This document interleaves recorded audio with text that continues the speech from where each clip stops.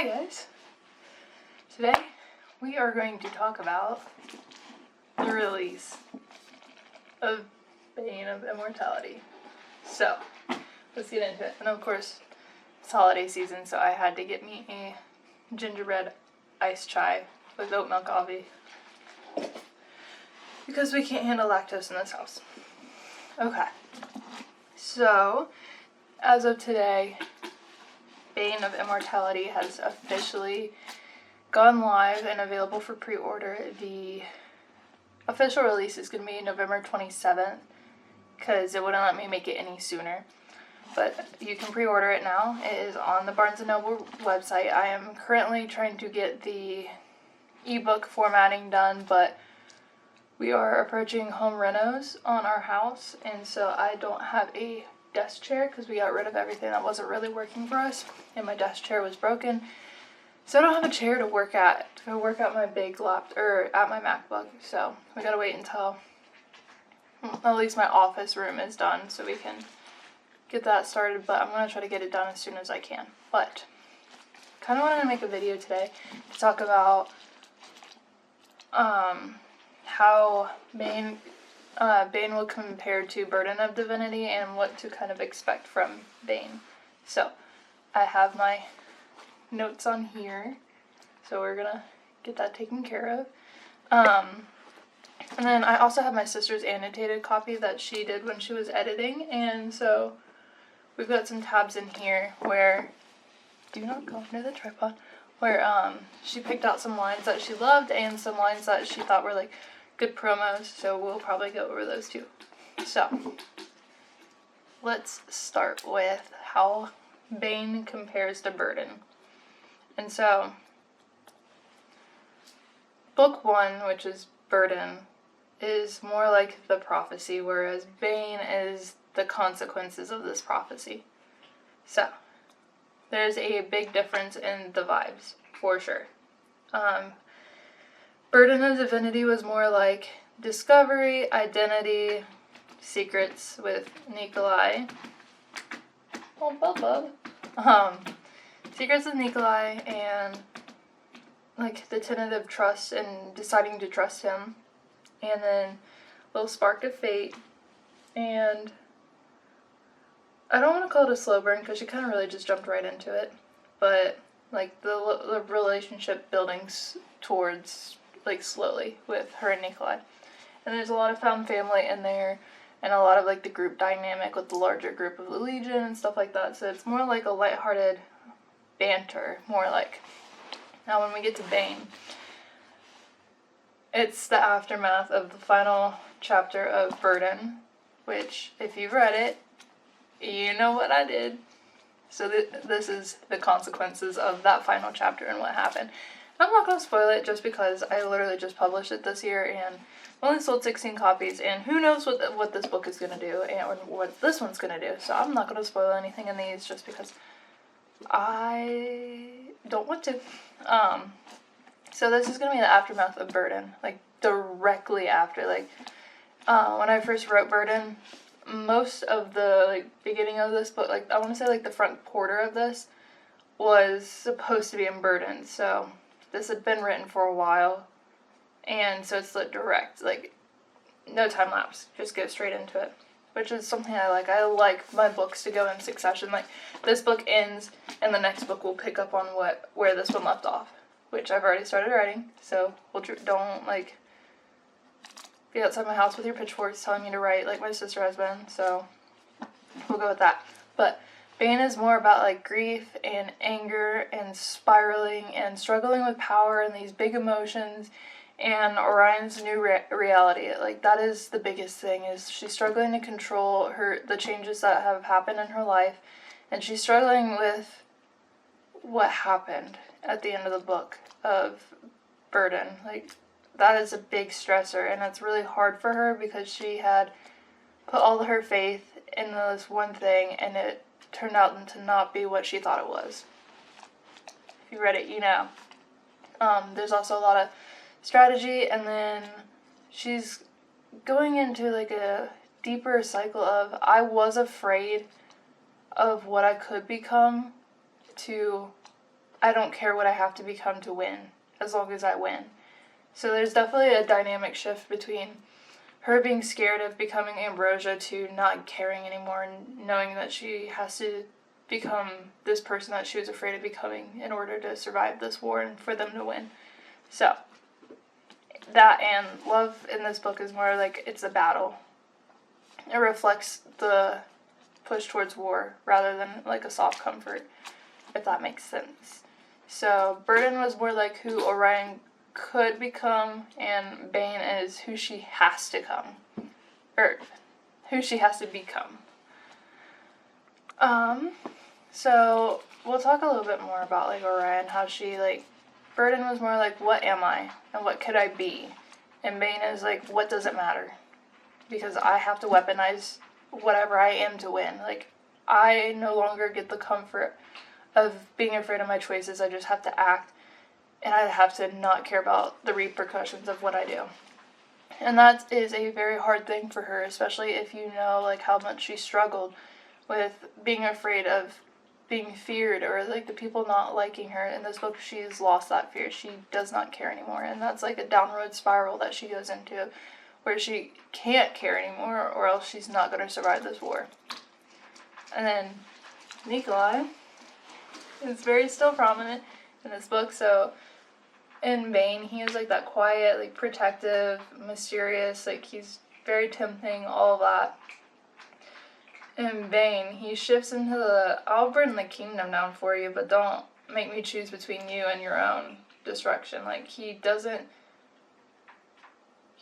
like the path that Orion is on, and he wants better for her, but he doesn't know how to pull her from this path, so it's more of, I don't want this for you, but I'm not going to let you do it alone kind of thing, which I really, really like. I love their dynamic in this book. Like, if I told you I love their dynamic, their dynamic in the first book, I love their dynamic in the second book, and let me tell you, once you finish this book, you're not prepared for how I'm writing their dynamic in the third book. Like, I'm very excited for it. And then with her core group, so the Legion is more of on the back burner this time, just because we're moving towards war, so it settles into her like core friends. So that's gonna be like Icarus and Lyra and Maddie and Quinn. And you also see a shift in them from the events of what happened in the end of Burden. So there's definitely a shift in their characters. There's still the lovable like group at their core, but it's not the same. Like, things have changed, obviously. So Burden was a lot of world building and introducing like the wars, the country, the magic system, and Ronan being a looming threat. Like, he haunts the narrative. Like, that's who we're afraid of, but we really haven't met him yet. Well, Bane brings Ronan to the forefront. We know him. We get to know him. We get to understand him more. We understand why he operates. We get to see what he does, stuff like that. The lore gets a little bit deeper. Not a lot deeper, but you get some intricacies in it. And then you get to go to new lands. It's not just in Mons. Still within Diviniterra, but you get to branch out a little bit more. And then you also get some more magic and like how you can push yourself so far, and you get to see more of an extent of Orion's potentias and what she can do with them and how she struggles with them with her new reality and that kind of thing. So the themes of Burden were more like identity and her fate versus fear, the found family, her first love, that kind of thing. Bane is more like grief, the cost of power, moral corruption, sacrifices you can't undo, and being willing to do them and know that you're not going to come back the same person you were before. Love both as a weapon and a comfort, and what it takes to win a war. So this is going to be a little bit darker. You're going to see an Orion in a light that you didn't see her before. This is a new side of her, a new version, and it's all because of the events of the ending of Burden. So you'll get it. It's more like, this is the book where Orion stops running from her destiny and starts facing it and becoming it. So I'm excited for you guys to react to how, like, her shift. My sister definitely said that she enjoyed the second book, so she enjoyed Bane more than she enjoyed Burden, because this actually, like, it moves quicker, it's faster paced, it's got more action.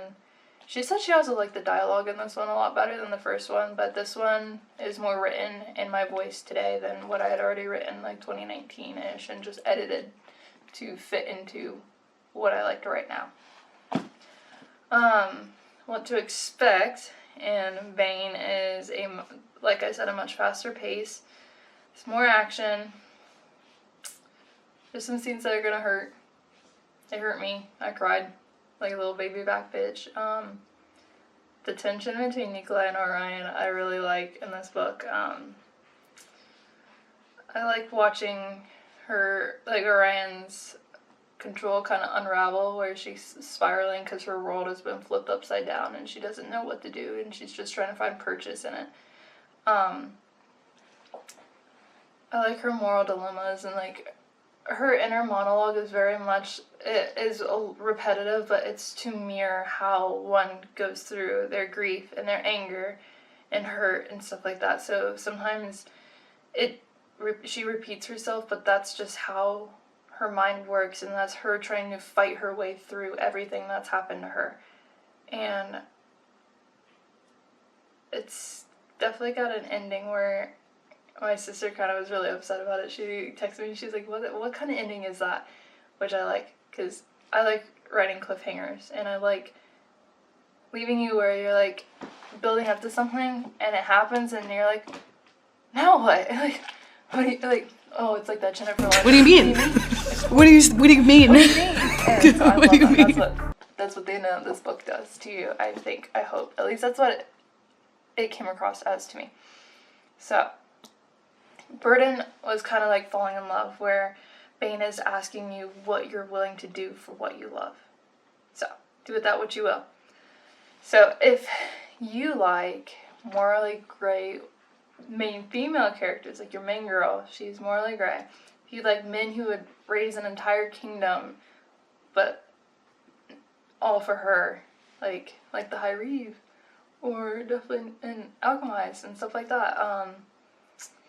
Definitely feral tension. I would really love that. This one actually has a spice scene, so be kind to me, because I actually, like, was terrified to write it. My years on Wattpad served me well, and if you know me and you read this, no you don't. No you don't. I also think that you would like it if you like political fantasies, if you like dark magic, war prep, stuff like that. Trauma arcs. Definitely trauma arcs. That turn into transformation. Then Bane of Immortality is definitely a good book for you, and I think that you guys will enjoy this more than Burden. At least I enjoyed writing this one more than Burden, just because Burden felt like it was really slow and world building, and it didn't really get me excited. Now this one got me excited, so I like it a lot. So let's get into my sister's little edits. So the blues are all like the things I needed to fix, and the light blue are like suggestions, but the pink and the green, or gray, or whatever it is, these are the lines that we're going to focus on. So I'll read you a couple of them. So, pink line, which means she loved that. Oh, I'm bending her book. She might kill me for that. Okay, this is a scene between Orion and Lycanon, who we know from the first book, and we know all about him. So, this is Orion. Are you telling me to let myself be consumed by my potentias? My voice wobbled at the thought. It went against everything I was told, everything I knew. If I let my potentias take over, it would either destroy me or change me. I didn't particularly want to find out which it would be. I'm telling you to become what you were meant to be when the divine gave you your abilities. Lycanon nodded to me. I looked down at my hands, where bands of electricity writhed between my fingers. I don't know, I started, only to be cut off. Orion, let it out. Show me the queen you're meant to be. Lycanon commanded, every inch the commander he had been before his death. So I did. So that is both a pink and a green one, so she thinks that's also a promotional scene, and that's also a scene that she loved. Which I do love that one. I love Lycanon. I love everything he offers to her. Another pink one that she loved was a scene with Ajax, who you'll find out. And it's where he says, "Don't be. My thirst for revenge will be quenched the moment that I get to watch Ronan's heart be crushed in your hands, and then I will dance happily through the gates into the after." Ajax clapped his hands together, bringing me out of my head. So, I do like that one. I love Ajax. Ajax is great. You'll figure out who he is, so it's not like I'm spoiling anything. You'll just know. You'll find out. You'll love him too. At least I hope. Another line is, "Maybe it'll teach you not to sneak up on lone women. One of these days, one will castrate you." I think that's funny. Kind of shows that character's wit, which you'll figure out who that character is. You'll find it. You'll get to know. Another one she loved was, this is a Nikolai line. This is in one of those like tension scenes, so I love this. So, "No, but you needed me. I don't care how much you hate me, Orion. I will not let you drown in this grief, and I sure as hell am not going to watch you lose yourself in this war that follows this." I love him. I love him. I love him. Nikolai is arguably my favorite character.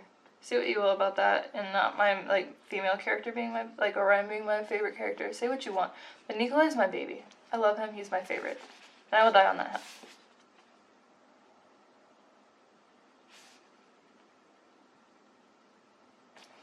Okay, so this is another line. This is from another character you'll meet. So, I can see it in you. Death surrounds you, and it haunts you without mercy. You want revenge for what has been taken from you. Your grandfather, your end of burden. Every family member before. Not that I blame you. I want him dead for the things he's done in this kingdom, but not at the expense of your soul. You're bright, Orion. Don't sacrifice that for becoming bloodthirsty and losing who you are. His jealousy consumed his royal highness, and it bred a monster. I hate to see the same thing become of you because of this need for revenge. So I feel like it's kind of like an eye-opener moment for her to realize like what's happening and what could happen to her if she continues to act without caring about her consequences. This is a promotional line. Some believe in saints and others believe in the divine. Some believe in nothing. I believe in you, Orion. I just really like that line, so I do agree with her. That's a good line. And good job. Did a good job. Like, you go, girl. You go, Glen Coco. Okay, another promotional line. Ooh, this is a Ronan line, so you get to see a little glimpse of his personality. So, "Little wolf, I will give you the war..." Ignore that. Okay. "I will give you the war that you so desperately believe is inevitable. I will give you a fighting chance, but in the end, one of us is gonna die. I won't let it be me." That's Ronan Orion. So you kind of get a glimpse of the type of like villain he's going to be. Another promotional line, which I like. I like this one. "I was going to kill Ronan Argos, even if it cost me every piece of myself. He would die by my hand, and I would smile while I watched the light fade from his eyes. I swear it on my life." And if you understand the lore, swearing is something that kind of binds you to do what you've sworn to do. So her swearing to kill him means she's going to do it. She was going to do it. This is another promotional line that my sister highlighted, and I love this line. I felt like I was like, yes, pop off with this line when I wrote it, so I really like it. "The divine created weapons when they blessed the humans a century ago. I had been born to become a weapon. I had trained and bled to become lethal. I was becoming exactly what they had meant to create during the divine war. I was a relic of an old age. I am a threat to this new age, and now I would be Ronan's reckoning." I love that one. I really love that one. Ooh, another one that she loved. I'm pretty sure that's what she said these are. Let's quote her. "Pink. Love that." Yes, so this is a love that scene.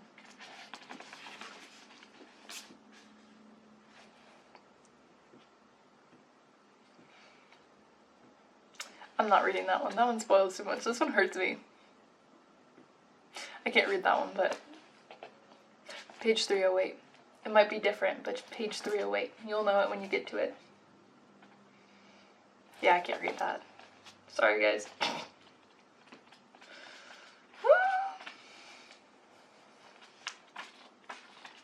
There's another love that. Let's see if I can read this one.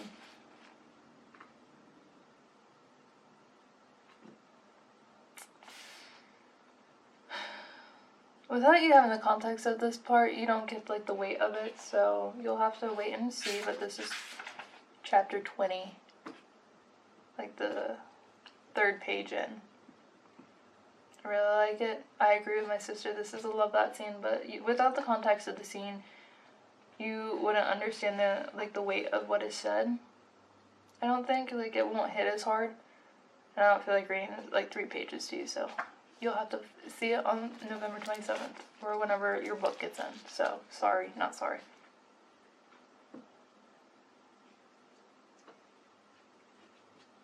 I mean, I can read this one. You probably won't understand it as well.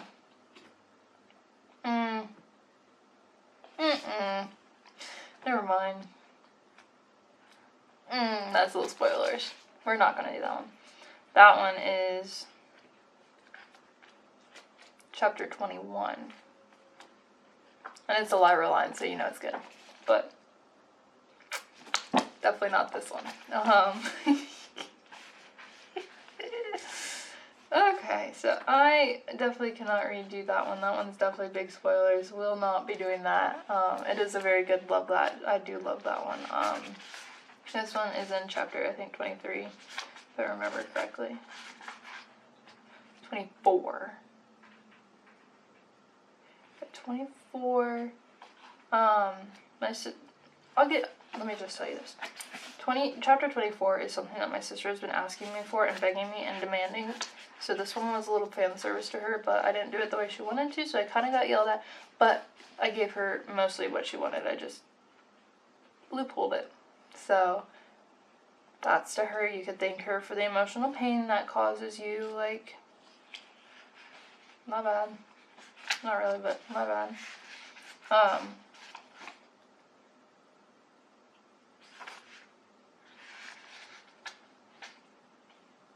Actually, it's going to be chapter 24 because I forgot that this is not the copy with the spice chapter. So chapter 24 is my fan service. 23 is the spice chapter, so prepare yourself accordingly. Don't read this in front of your family. Don't let your grandma read this. Don't let your kids read it. Like, but yeah, that's all I can really share because that's all we really have. And I can't share you some of my lines that I really like because they're spoilerish. But yeah, that is...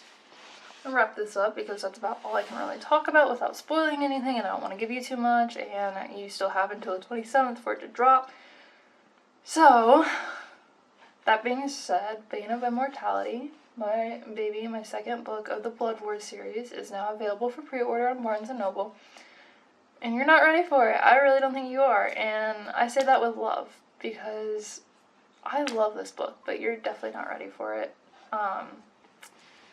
So drop your theories below, DM me on Instagram, you know where to find me at Song of Orion, text me if you have my number, like, you can yell at me, you can curse me out, and definitely I want to see your reactions on, once you actually get the 2nd book, because, like, I've been dying for people that actually, like, message me, or, like, text me about my book if you've bought the first one. Like, I've been waiting for people to talk to me about it. Like, it's just me and my sister talking about it, and I'd like to get outside opinions that aren't just us.